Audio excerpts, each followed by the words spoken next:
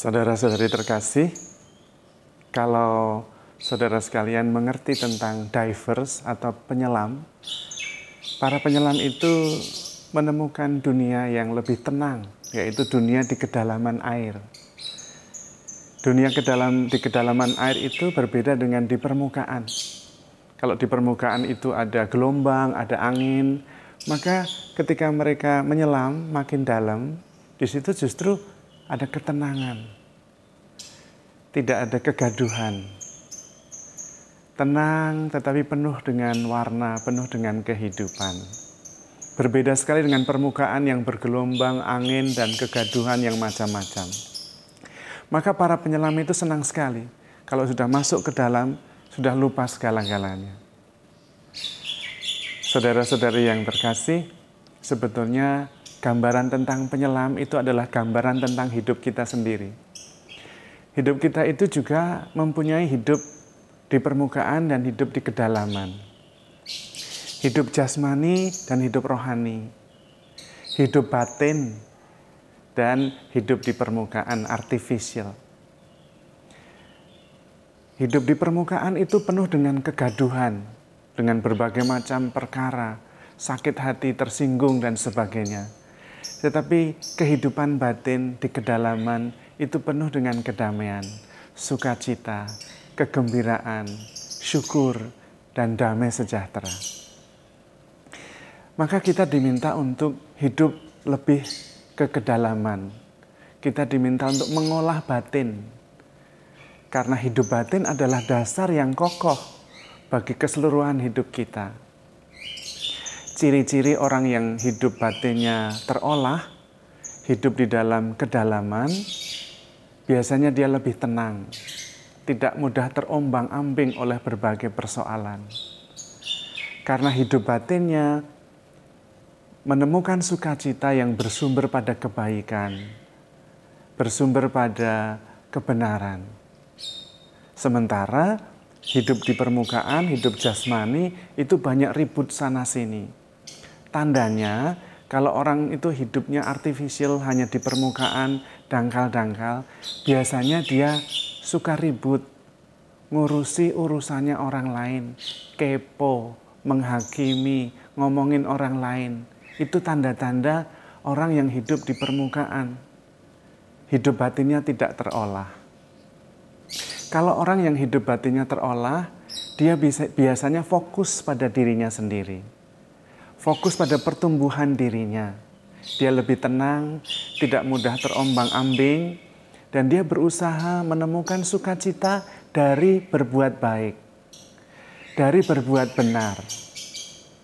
Biasanya lebih tenang dan lebih damai, karena dia hidup di kedalaman batinnya tidak banyak terganggu oleh hiruk-pikuk, sikut sana-sini di dalam permukaan hidup jasmani. Namun memang menghayati hidup batin, mengolah hidup batin itu tidak mudah. Yesus sendiri ketika melihat Yerusalem dengan segala semaraknya, kegaduhan dan hiruk-pikuknya, dia menangis dan mengatakan, Yerusalem, Yerusalem, seandainya engkau tahu apa yang perlu bagi damai sejahteramu. Sama dengan diri kita. Kita seringkali tidak mengerti apa yang perlu untuk damai sejahtera kita sendiri, yaitu hidup di dalam kedalaman, mengolah hidup batin, merefleksikan hidup itu yang benar, yang baik, bukan hanya hidup di permukaan. Dan seringkali itu yang kita butuhkan, namun kita tidak tahu bagaimana cara mengolahnya. Hal ini terbukti ketika kita ikut retret atau seminar hidup baru dalam roh. Kita kemudian sadar betapa kita mengabaikan hidup batin kita. Kita menyesal, bahkan ada yang sampai menangis histeris. Karena selama ini kita mengabaikan hidup batin. Hidup di kedalaman, hidup rohani. Namun biasanya itu hanya seminggu atau 2 minggu. Habis itu kembali lagi. Hidup rohaninya tidak terolah. Kembali seperti semula. Ribut sana, ribut sini. Sikut sana, sikut sini. Ngomongin orang sini sana. Menghakimi, kepo, kembali ke permukaan, kembali ke hiruk pikuk, sikut sana sikut sini yang ribut dan kurang tenang. Maka memang untuk hidup rohani, hidup batin, pengolahan batin, kita perlu guru. Guru yang bisa menunjukkan apa yang perlu bagi hidup batin kita. Fungsi guru ini bukan mengajar, mentransfer informasi, bukan. Kalau hanya masalah mentransfer informasi, kita bisa cari di media sosial, bisa membaca dari Google atau Wikipedia. Tapi guru ini fungsinya adalah men-sharingkan pergulatan batinnya sendiri. Men-sharingkan pengalaman rohani, men-sharingkan hidup batinnya, supaya kemudian kita bisa bercermin dan melihat hidup batin kita sendiri. Guru ini sangat penting peranannya untuk mengingatkan kita terus-menerus supaya mengetahui apa yang perlu bagi damai sejahtera kita sendiri. Supaya kita fokus pada hidup batin kita. Seperti Bunda Maria yang menyimpan segala perkara di dalam hatinya dan merenungkannya. Karena hidup batin itulah yang membuat hidup kita itu berarti.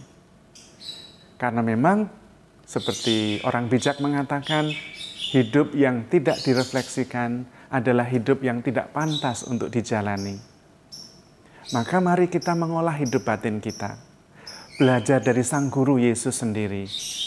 Meneladan hidupnya, mendengarkan ajaran-ajarannya, dan mengolah hidup batin kita secara mendalam. Sehingga tidak mudah terombang-ambing oleh apa yang terjadi dalam permukaan hidup kita. Nanti ketika kita sudah maju dalam hidup rohani, peranan guru ini makin berkurang. Sebetulnya tidak berkurang, tetapi kita kemudian makin peka, sehingga semua orang dijadikan guru. Semua peristiwa dijadikan pelajaran, dan setiap tempat menjadi sekolah yang membuat kita bertumbuh hidup batin kita. Menemukan sukacita dan damai sejahtera berdasarkan perbuatan-perbuatan baik dan kebenaran. Marilah kita memupuk sikap batin sebagai murid, sehingga kita terus-menerus bisa belajar, terus-menerus bisa mengolah hidup batin kita, dan akhirnya kita bisa menjadi seperti Sang Guru, Yesus sendiri, yang membawa damai sejahtera, karena kita mengalaminya sendiri, hidup dalam kedamaian, hidup dalam sukacita, hidup dalam kedalaman, hidup di dalam hidup rohani kita, yang menjadi dasar seluruh hidup kita.